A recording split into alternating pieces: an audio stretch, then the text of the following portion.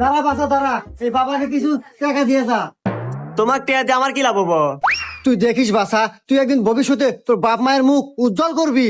হ্যাঁ, উজ্জ্বল তো খুব হরমু। থানায় আমার নামে 50টা কেসই আছে।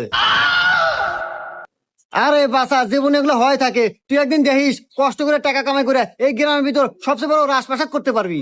হ বাবা, আগে রাজভাষাতে আসিল, যেদিন থেকে কষ্ট করে ইনকাম করা শুরু করছি তারপর থেকে ভালো বাসায় থাকি। কে বাবা, তুমি এত কি কষ্টে কাম করছাও? অনলাইনে জুয়া খেলছি। হুমুন্দি কয় কি রে? আরে বাবা, তোর বাপ মা খুব ভালো থাকবো, খুশি থাকবো, তাও কিছু দে।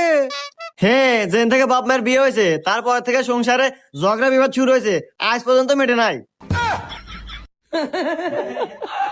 এই বাসা, তোর ছোট ভাই আছে? হে বাবা, আপনি কেবার জানলেন? আরে বাসা, এই বাবারা সবকিছুই জানে।